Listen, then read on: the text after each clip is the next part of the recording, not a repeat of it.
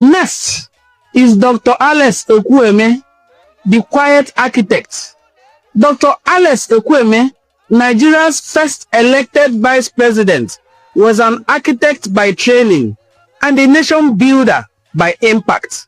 He helped design Nigeria's federal framework and believed power should be shared, structured, and principled. He was calm but deeply consequential in terms of Nigeria political schemes. Dr. Alex Ekwueme was Nigeria's first elected vice president. He was born on October the 21st, 1932 in Agwata local government area of Anambra State. Dr. Alex Ekwueme attended the University of Washington in the United States of America, where he earned a bachelor's degree in architecture and city planning. As vice president between 1979 and 1983, Dr. Ekwueme's famous proposals at the National Constitutional Conference gave birth to the 6 geopolitical zones in Nigeria.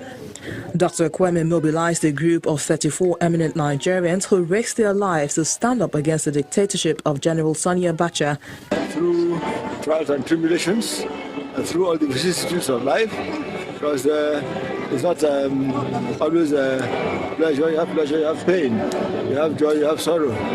But with the grace of God, one will be able to withstand the ups and downs of life.